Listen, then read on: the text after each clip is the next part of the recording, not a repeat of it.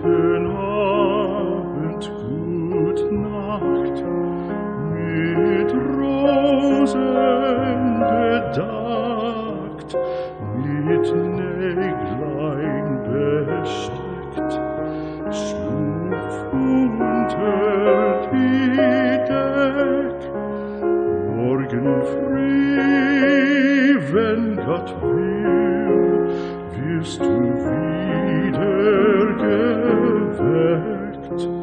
Morgen früh, wenn Gott will, wirst du wieder geweckt.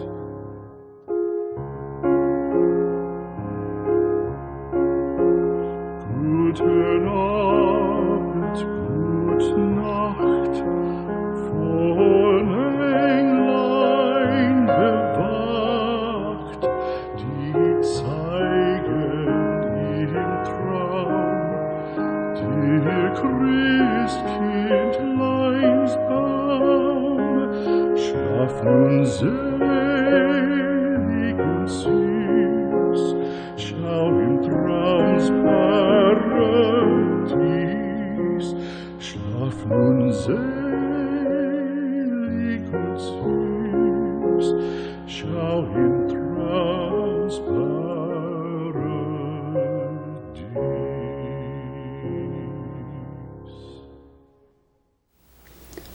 4월 15일은 제21대 국회의원 선거일입니다. 그런데 이 총선 때문에 마음이 다급해진 문재인 씨, 그리고 정부 여당이 전염병 예방 수칙과 WHO의 권고 등을 무시하고 국민이 방심하도록 이번 우한 폐렴, 이 바이러스 전염, 이것을 너무나 가볍게 여기고 국민을 선동했다 하는 것을 알 수 있습니다. 2월 12일 문재인 씨는 남대문 시장을 방문했습니다. 그때의 영상이나 사진을 보면 마스크를 그야말로 내려서 턱에 걸치고 있는 것을 볼 수 있습니다. 그러니 코와 입이 그대로 노출이 된 것이죠. 그때 옆에 있던 박영선 장관도 코를 내놓은 상태에서 마스크를 쓰고 있었습니다. 그저 형식적으로 걸치고 있었다, 그것을 알 수 있죠. 그런데 박영선 장관의 그 마스크하고는 다르게 문재인 씨의 마스크는 더 얇고 부실해 보였습니다. 아예 이 마스크 착용이라고 하는 것이 서로 간에, 그리고 그렇게 국민들을 만나러 가는 자리에서 국민을 보호하기 위해서는 대단히 중요한 일이다 하는 인식 자체가 없는 것을 확인할 수 있었습니다. 이것은 잘못한 겁니다. 그러한 그 며칠간의 이들의 활동, 그것을 통해서 그 이후에 현재 대한민국은 우한 폐렴 대유행 상태로 오고 말았습니다. 따라서 이러한 문재인 씨 등의 행동, 이것은 우한 폐렴이 국내에 대유행하게 한 데 대해서 책임 있는 행동이었다. 그들이 이런 사태를 불러왔다, 이렇게 볼 수 있는 겁니다. 2월 13일 정세균 총리는 3차 우한교민 격리시설을 방문합니다. 그때 마스크를 쓰지 않았습니다. 언론에서 정세균 노 마스크, 이렇게 도배가 되었죠. 그때 정세균 총리는 장호원 시장을 방문합니다. 일반 시민들이, 국민들이 많이 왕래하는 그런 곳에 사람들을 불러 모으고 그곳에 갔죠. 상인들과 간담회도 했습니다. 여전히 정세균 총리는 노 마스크 상태였습니다. 그러니 그 주위에 있는 사람들도 노 마스크가 많았겠구나. 그것을 알 수 있죠. 여기에 대해서 총리실이 내놓은 해명은 더욱 가관입니다. 총리실은 이렇게 밝혔습니다. 과도한 불안으로 경기가 위축되면 안 된다는 메시지를 대내외에 발신하기 위하여 일부러 마스크를 착용하지 않았다. 그러니 고의적으로 아예 작전 삼아서 마스크 착용을 안 했다. 그것을 알 수 있습니다. 첫째, 이것은 그들을 보는 그들의 행위는 전부 보도가 되죠. 국민들에게 이제 우한 폐렴 전염 걱정은 안 해도 된다. 이런 강력한 메시지를 전달한 것이다. 그런 선전이다. 이렇게 볼 수 있고, 또 하나는 국민의 건강과 생명보다는 돈이 먼저다. 이 망할 돈 정부의 모습을 너무나 잘 보여줬다.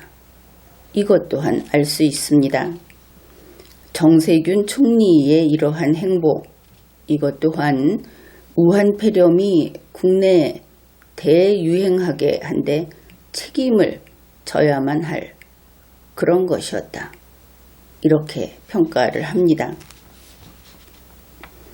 2월 15일에는 1차 우한 교민이 퇴소합니다.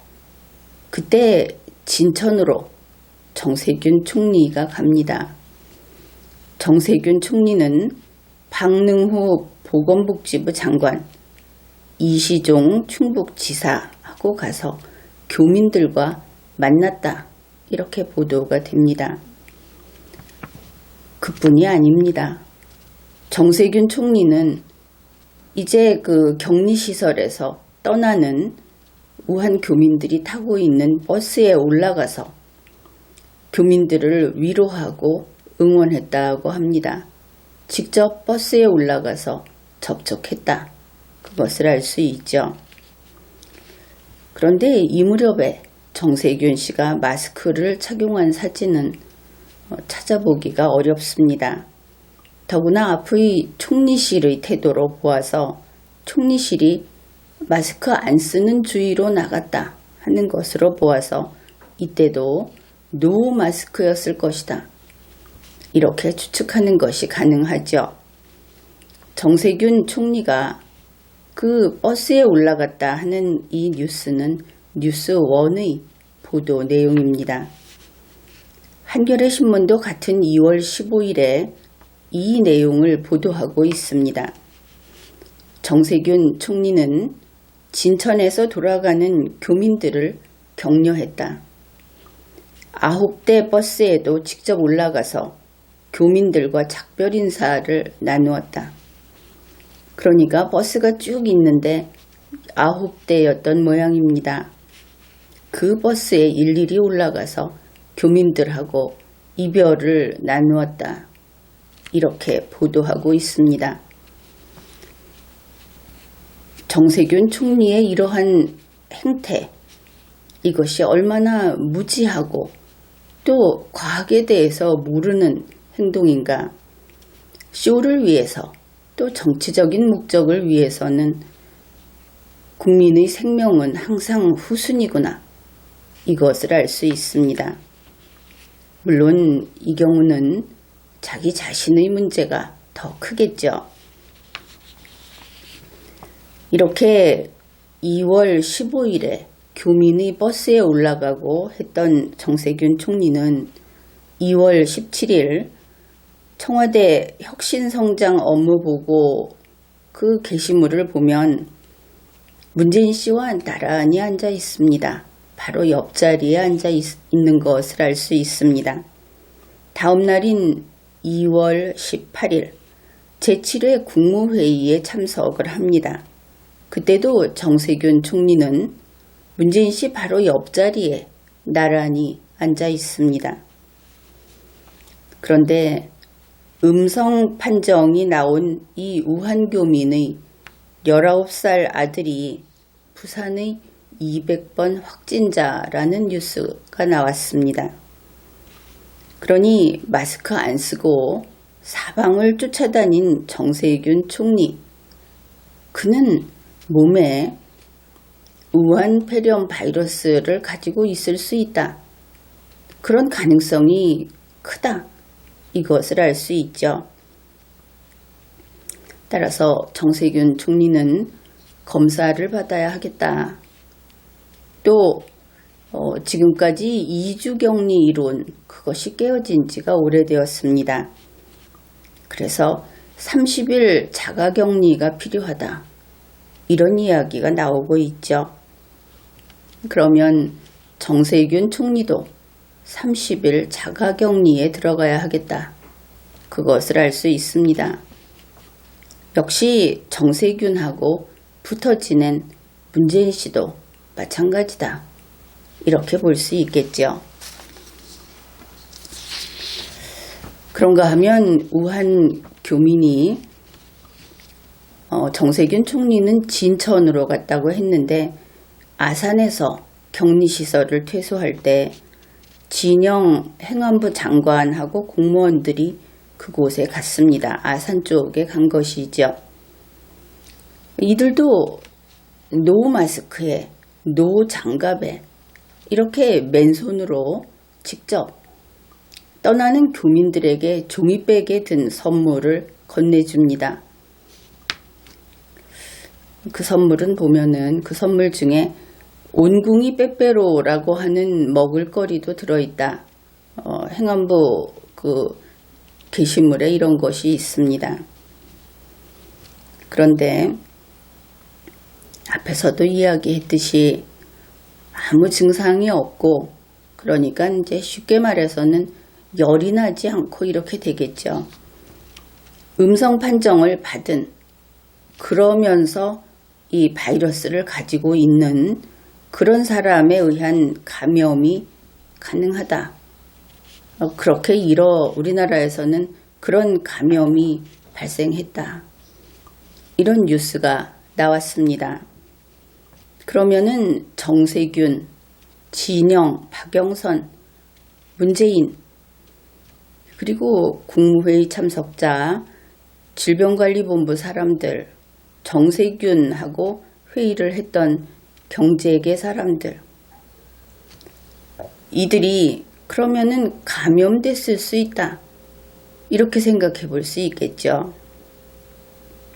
그런데 이 감염이라는 것이 증상이 나타나면 그나마 다행인데, 무증상, 그리고 조사를 해봐도, 검사를 해봐도 음성 판정까지 나온다 하는 겁니다. 그러면서 남에게 감염은 시킨다. 그러니 참 답답한 것이죠. 그렇다면 정세균 씨를 비롯해서 이들도 직접 돌아다니면서 우한 폐렴을 퍼뜨리는 중일 수도 있다. 이것도 가능하다. 그런 것을 알 수 있습니다. 왜냐하면 정세균 씨나 문재인 씨나 이런 사람들이 사람들 많은데 얼마나 돌아다녔습니까? 우리 일반 국민은 그나마 마스크를 착용하고 될 수 있으면 사람들하고 접촉을 피하고 이렇게 조심을 했는데, 이 사람들은 연일 사람들을 불러 모아서 잔치를 벌였습니다. 식당에 가서 길게 둘러앉아서 밥을 시켜 먹고 마스크 안 한 채로 웃고 떠들고 그랬기 때문에 이들이야말로 위험하다. 흔한 말로 보균자일 가능성이 가장 높다. 이렇게 말할 수 있는 것이죠. 그래서 앞에서 이야기했을 때는 여러분도 좀 과도하지 않은가 이랬을지 모르겠는데, 이것을 의학적인 관점에서, 과학적인 관점에서 보면은 정말로 타당한 지적이다. 이렇게 인정을 할 겁니다. 최소한 이들 모두를 검사는 해야 하겠죠. 그리고 가능하면 격리 조치도 고려해야 하겠다. 이렇게 봅니다. 무증상이고 음성 판정을 받은 사람이 남에게 바이러스를 전파할 수 있는 보균자라는 말은 적절하지는 않은데 그것이 우리가 쓰기는 편하니까 그렇게 씁시다. 그런 보균자일 수 있는 사례가 보고되었다. 이렇게 이야기를 했죠. 바로 아산에 격리되었다가 퇴소한 우한 교민 그 시설에 있다가 나간 200번 환자의 아버지, 그를 A씨라고 부르면 이 A씨의 경우가 바로 그렇다. 아무 증상도 없었는데 자기 아들이 확진이 됐다 하는 겁니다. 그 이야기를 좀 해보기로 하죠. A씨는 2월 1일부터 2월 16일까지 아산의 격리시설에 격리되어 있었던 우한 교민입니다. 그가 부산으로 돌아가고 나서 2월 21일에 바로 그 사람의 아들이 확진 판정을 받습니다. 이 200번 환자가 된 것이죠. 그런데 특이한 것은 A씨는 아무 증상이 없었다고 하는 것이죠.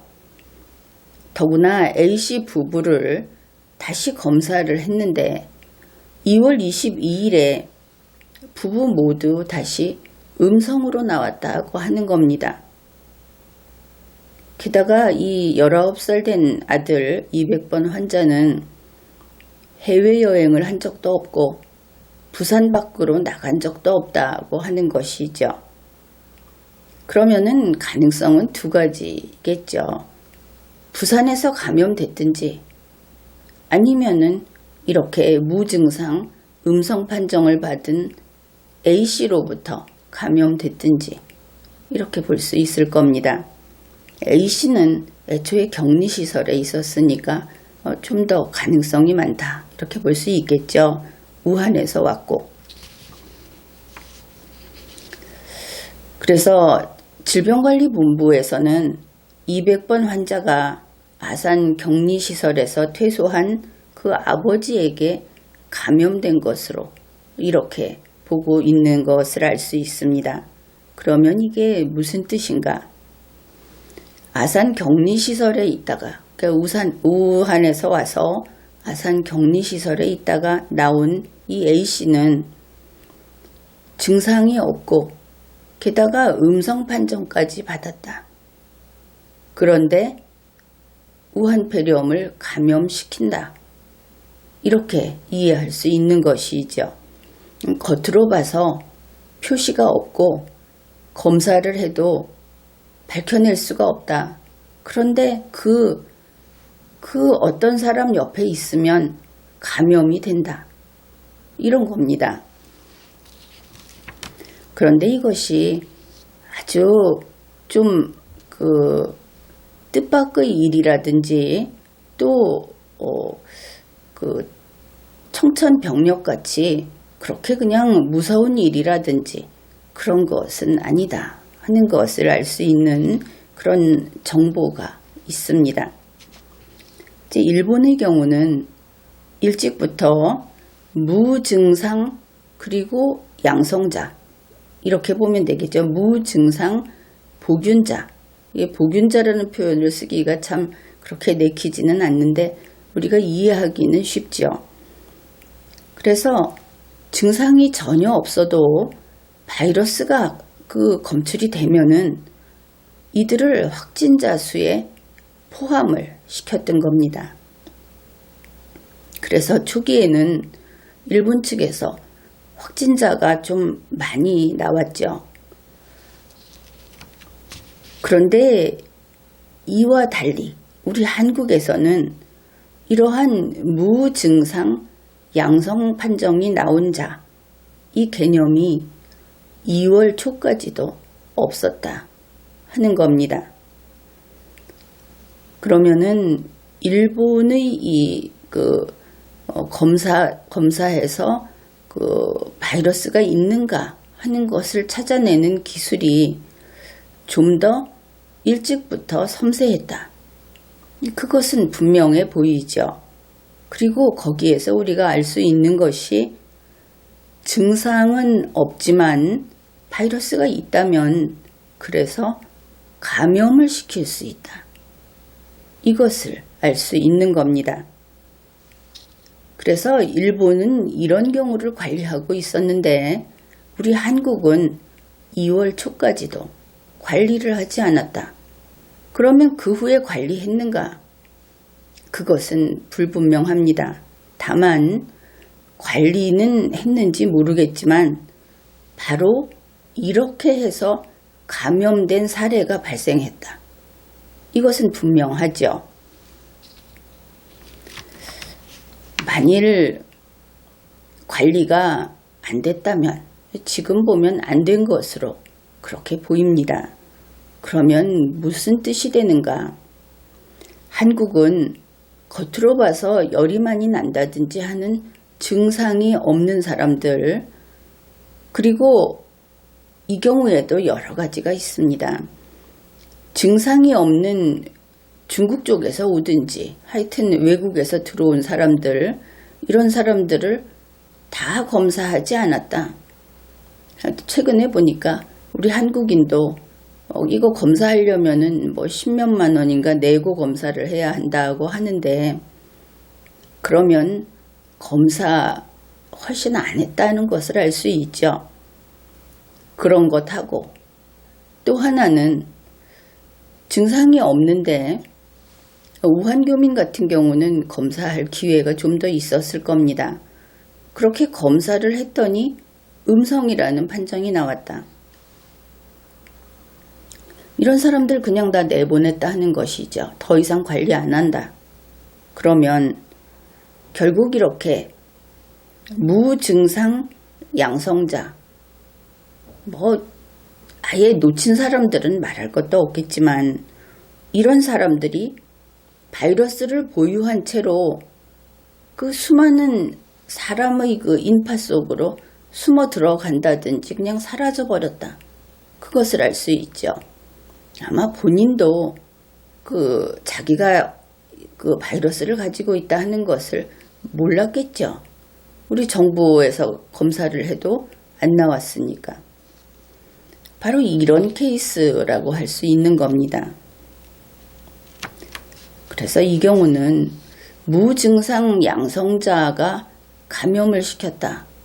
이것은 이제 방역을 하는데 새로 다시 이 부분을 전부 새로 검사하고 관리해야 하는 새로운 과제가 큰 게 하나 떨어졌다.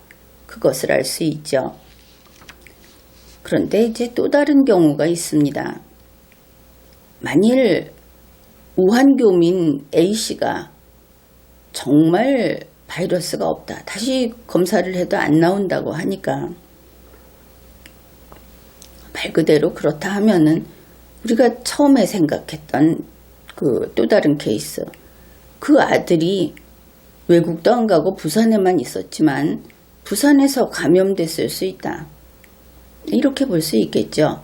타당한 추론이라고 봅니다. 그런데 이것 또한 그렇게 좋은 얘기는 아니다.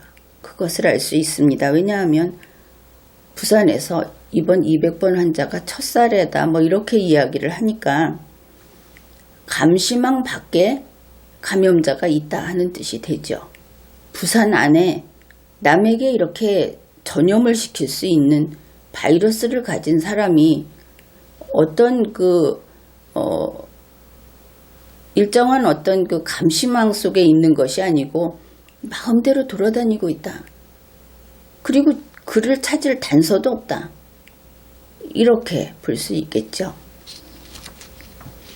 그런데 그것이 불가능한 이야기도 아닌 것이 부산에 유학생들이 있을 수도 있고 관광객이 있을 수도 있고 또 다른 그야말로 무증상자, 이 200번 환자의 아버지 말고 무증상자로서 바이러스를 가지고 있는 사람이 있을 수도 있고 그럴 겁니다.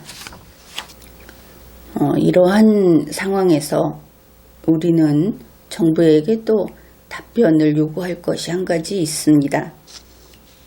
우한교민 퇴소자, 그들 내보낼 때 일일이 제대로 검사한 것이 맞나? 무증상이어도 무조건 다 제대로 검사한 것인가? 혹시 빠뜨리지 않았는가? 아니면 이 우한교민이 한 곳에 모여있다. 물론 1, 2, 3차에서 세 곳에 모여있게 됐지만 그것이 정치적 부담이 돼서 될 수 있으면 2주 날짜만 채우면 빨리 내보내려고 했던 것인가? 총리실에서 마스크 안 쓰는 정책으로 갔다 하는 그런 식으로 혹시 그랬나 하는 걱정을 하게 됩니다. 여기에 대해서 확인을 해 주어야 하겠습니다. 그것이 제대로 됐다고 본다면 그러면 우한교민 퇴소자들은 검사를 전부 했고 열이 없었고 증상이 없었고 또 음성 판정이 났다. 이제 이렇게 보아야 하겠죠. 제대로 했다는 답이 나왔을 때. 그런데 이때 또 다른 문제를 우리가 찾아낼 수가 있습니다. 그렇다면 지금 부산의 그 200번 환자가 아버지에게 감염이 됐다. 그러면 이제 그 아버지는 증상이 없는 양성자 이렇게 되겠죠. 이거는 증상이 없는 음성자 이렇게 되겠죠. 우리나라 거로는 이게 말이 안 된다는 겁니다. 증상이 없고 음성이다. 바이러스가 없고 없는데 어떻게 아들에게 전염을 시킵니까? 여기에 이제 모순이 생기는 것이죠. 혹시 증상이 없는 양성자인데 대한민국에서는 벌써 검사를 여러 번 했다고 그러죠. 다시 했다고 하는데 검사를 아무리 해도 그 사람은 음성자로 나온다. 그런데 감염은 시킨다. 이건 엄청난 모순입니다. 바이러스가 없는데 감염시킬 수 없죠. 여기에서 우리가 이제 의문을 가질 수 있는 것이 이겁니다. 혹시 우리 한국 정부의 이 검사하는 시약이 됐든 키트가 됐든 그것이 이런 거 아니겠습니까? 만일 이제 그 실험용 접시 하나에 바이러스가 10마리 있으면은 읽어낼 수 있다. 혹은 5마리 있으면 읽어낼 수 있다. 이렇게 한번 생각을 해봅시다. 이해하기 쉽게. 일본의 경우에는 무증상 양성자를 가려냈습니다. 그러면은 그들이 가령 접시에 5마리 있을 때 읽어낼 수 있다. 이거 양성이다. 이렇게. 그런데 우리나라 키트는 10마리 있어야 읽어낼 수 있다. 이렇게 되면 5마리 있을 때는 읽어낼 수 없겠죠. 음성이라고 하지 않겠습니까?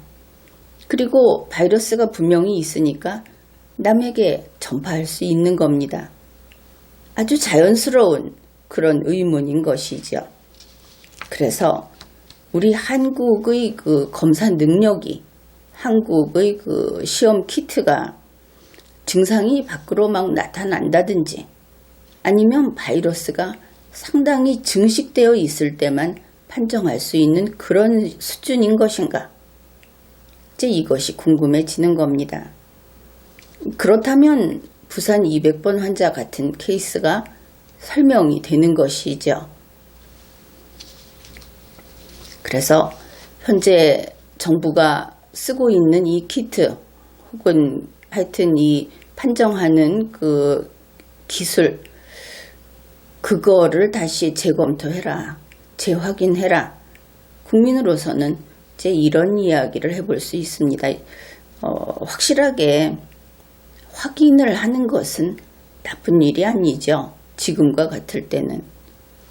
만일 그런데 이렇게 내버려 두게 되면은 분명히 무증상의 음성인 사람이 돌아다니다가 그렇게 되면 그들을 이제 관리도 하지 않을 것 아닙니까?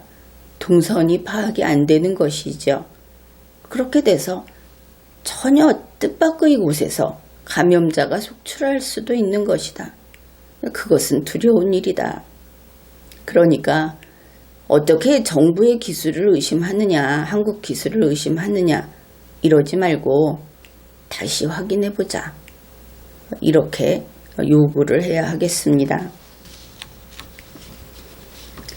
또 그것은 아니고 우리 한국의 그냥 간단히 한국산 키트라고 합시다. 언론에도 키트를 보급했다 이러고 있으니까 키트가 원래는 그렇게 수준이 낮지 않은데 이번에 정밀하지 못한 것이 좀 배포가 됐든지 아니면은 불량품이 나갔든지 그런 경우인가 이것도 생각해 봐야 하겠죠. 그래서 부산의 A씨 글을 검사할 때는 이 불량품 키트를 써서 음성으로 나온 것인가. 그런데 22일에 다시 했는데 음성으로 나갔다고 하니까 그럼 그쪽의 키트가 그쪽에 나간 것들이 다 불량품인가. 이렇게 의심을 해볼 수도 있죠.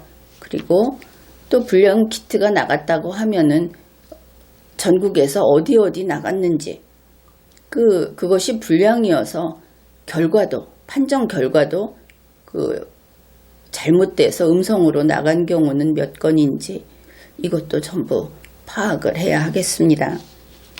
그리고 이런 경우라면 더더욱 이제 정세균 총리, 문재인 씨는 또 격리를 해야 하겠죠.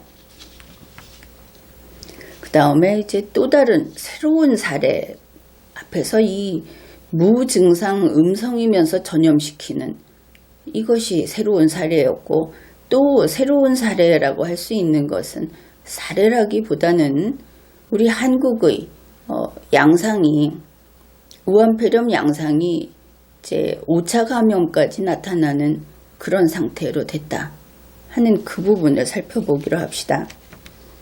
2월 21일 질병관리본부는 이제 5차 감염까지 확인을 했다 이렇게 인정을 했죠. 메르스보다 심각하다 이렇게 이야기를 했는데 바로 그 예가 이것입니다. 이것을 이제 5차 감염까지 확인을 했다 하는 것은 진행 경로를 밝혀낼 수 있다 하는 면에서는 그렇게 절망적인 것은 아닙니다. 모르는 것보다는 낫다 이래야 하겠죠. 1월 20일에 우한에서 입국한 이제 결국 나중에 3번 환자가 되는데 3번이 있습니다. 그가 이틀 후인 22일에 강남 한일관에서 6번하고 식사를 했습니다. 3번과 6번이 22일에 만난 것이죠. 그리고 나서 1월 26일 그러니까 다시 또 한 4일이 지났습니다. 그때 6번이 종로 명륜교회에서 같은 시간대에 83번하고 같이 예배를 받다고 합니다. 사람들이 많이 있었을 텐데 하여튼 그 장소에 6번과 83번이 있었다 하는 것이죠.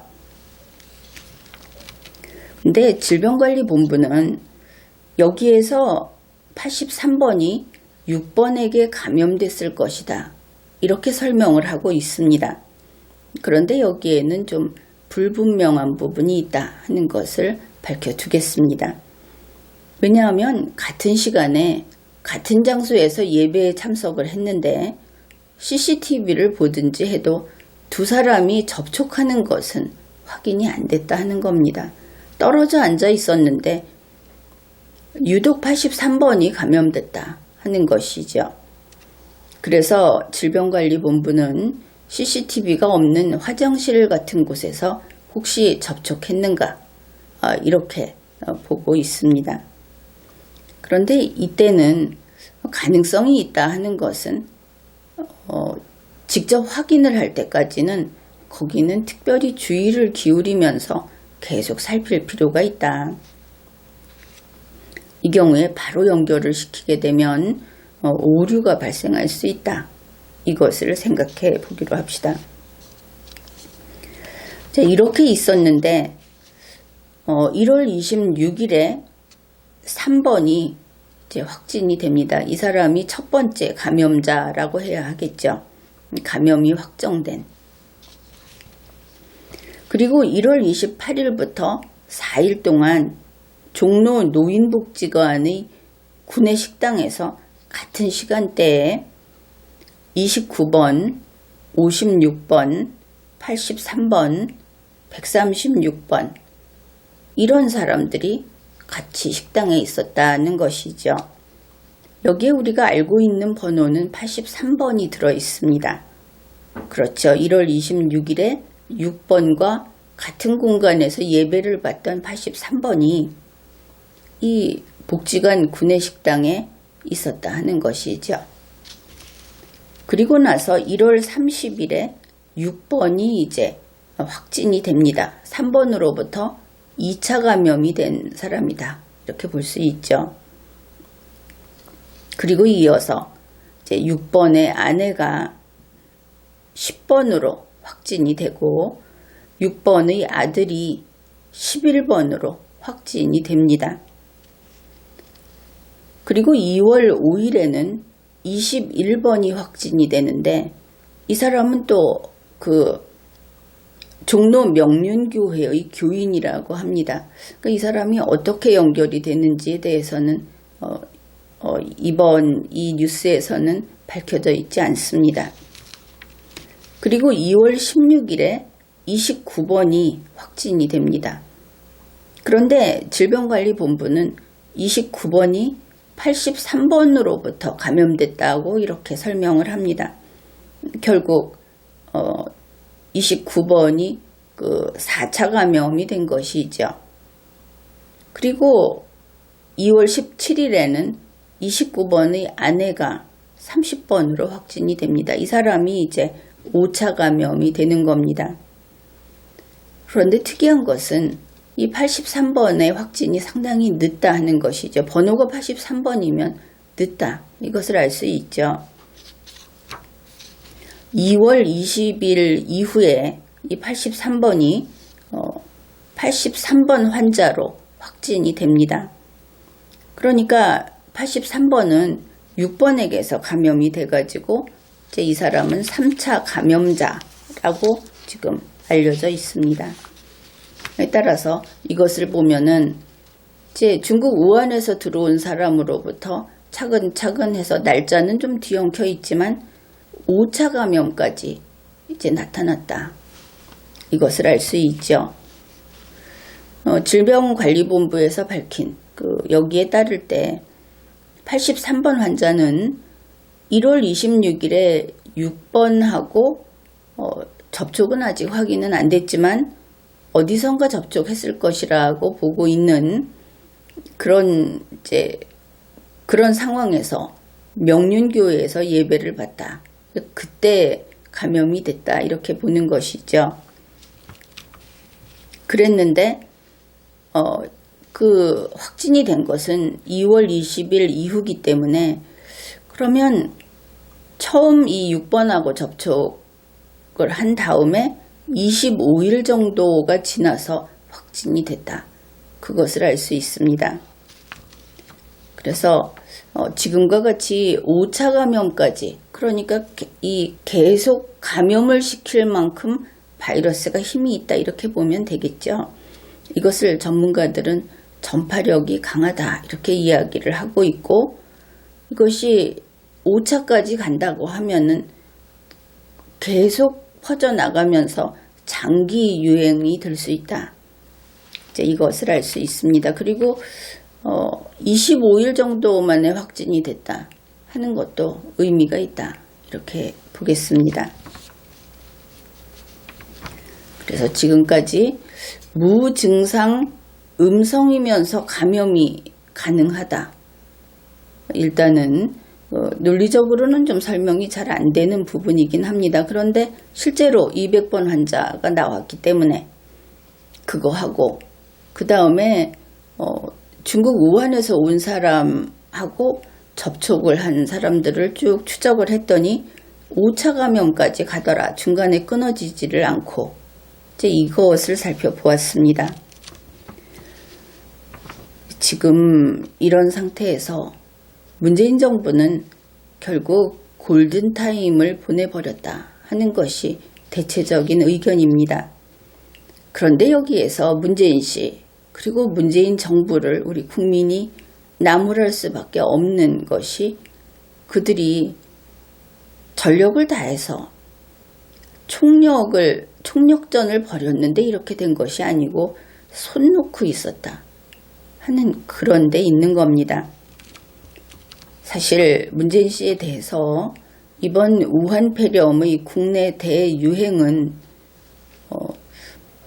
앞에서 총리실의 설명을 보고 우리가 이런 말을 찾아내는 것인데 고의로 일으켰다. 이렇게까지 비판하고 싶다 하는 겁니다. 고의로 마스크를 안 쓰고 다녔다. 이것을 발표를 하니까. 이번 우한 교민 격리 사례 같은 경우에 이것은 이제 집단으로 움직이니까 우리가 판단하기가 쉽죠. 그 경우를 보면은 격리시설 안에 있을 때는 격리를 했죠. 그래서 격리시설이니까. 그런데 격리시설을 나오면서 다 섞여버렸다. 또 이것도 우리가 알고 있습니다. 그러니까 2주가 지났다 해가지고 안심하고 아예 관리 자체를 포기해버렸다. 그것을 알 수 있죠. 정세균 총리는 버스까지 올라갔다고 하니까 이렇게 서로 만지고 접촉하고 긴장감이 풀어져 버린 겁니다. 그러니까 시설 안에 가둬놓은 사람들만 위험하다. 그리고 시설 밖에는 위험하지 않다. 이런 착각을 한 것이죠. 벌써 1차 우한 교민이 나올 때쯤 되면은 밖에 지금 보면 많이 퍼져 있었다. 지나고 보니 그것을 알 수 있죠. 밖이 위험한 곳이었다 하는 겁니다. 게다가 이렇게 위험한 곳을 한 곳에 있는 것도 아니고 여기저기 돌아다니고 계속 사람들을 접촉하는 사람들이 누굽니까? 바로 바이러스를 관리하는 공무원들이죠. 그런데 이 공무원들에 대해서 지금도 방심하고 있다. 그것은 분명한 듯합니다. 게다가 정세균 총리 마스크 벗고 생활을 했습니다. 거의 한 일주일 정도 정부가 나서서 문재인 씨와 문재인 씨 부부와 이 정부에 있는 사람들이 나서서 이렇게 방심한 모습을 보여준 것이죠. 그래서 지금의 이 국내 대유행 이것은 문재인 씨와 문재인 정부, 여당, 또 거기에 합세한 언론 방송사들 그리고 역시 그쪽에 매달려 있는 일부 국민들 이들이 모조리 방심해서 이렇게 크게 터진 거다. 이렇게 보겠습니다. 방심은 금물이다 하는 것이 정말 역사의 교훈이다. 그렇게 이야기를 할 수 있겠죠. 문재인 씨 부부와 문재인 정권은 방역의 기본을 직접 깨뜨리고 다녔습니다. 시장 가서 사람들 불러 모아서 식사하고 청와대에서 사람들 불러 모아서 파티하고 목젖이 훤히 보이도록 고개를 젖혀서 파안대소하고 바이러스가 이렇게 대한민국을 점령해가고 있는데 그 짓을 한 겁니다. 그리고는 이렇게 이제 문제가 커지고 나니까 이런 이야기를 합니다. 어떤 특정 병원에서 감염자가 무더기로 나왔다. 특정 종교단체에서 감염자가 무더기로 나왔다. 이렇게 이야기를 하는 것이죠. 그러면 국민들은 그 특정 병원이나 종교단체, 특정 지역 그들에게 모든 탓을 할 수 있을지도 모릅니다. 저 사람들이 더러워서 그래서 거기에서 나왔다. 그러나 이것은 아니죠. 그 사람들이 우한 폐렴 바이러스를 제조하지 않았기 때문에 그런 식의 손가락질은 완전히 틀린 겁니다. 무지하고 무식한 손가락질이다. 그렇게 이야기를 해야 하겠죠. 이것은 전 세계가 알고 있듯이 중국에서 들어온 우한 폐렴 바이러스인 겁니다. 우리 국민은 결백합니다. 물론 특정 종교단체, 특정 병원 이런 곳이 이런 그 전염병에 취약하다. 그렇게 볼 수 있겠죠. 질척한 고기 국물을 기온이 높은 여름에 내놓으면은 거기에 온갖 세균이 번식을 합니다. 뭐 그런 환경이다. 이렇게 말은 할 수 있을 겁니다. 바로 그렇기 때문에 정부가 전국을 총괄해서 방역을 하는 것이죠. 문재인 씨 부부, 세균 씨 그렇게 나서서 설치면 안 되는 겁니다. 노 마스크라니 그게 뭡니까? 2월 22일 17시 기준으로 대한민국에서는 우한 폐렴 확진자가 433명, 게다가 우리 국민이 3명이나 사망했습니다. 문재인 정권 방역에 실패했다. 명백하죠. 게다가 앞에서 이야기를 했듯이 특이 사례까지 나타났습니다. 이제는 환경이 나빴다. 이래서 되는 것이 아니다 하는 것입니다. 문재인 씨는 이거 막아야 합니다. 환경이 제 아무리 나빠도 국민이 죽어서는 안 되는 겁니다. 중국에서 바이러스가 들어오면 안 되는 겁니다. 환경이 안 좋은 그런 취약한 곳은 더 확실하게 관리를 했어야 하는 것이죠. 그런데 노 마스크로 시장 돌아다니고 괜찮다 모여라. 모여서 밥 먹자. 이랬으니까 지금 이렇게 된 것 아닙니까? 그리고 겨울에 목이 없다 하면서 말대꾸 하지 말고 뛰어야 하는 겁니다.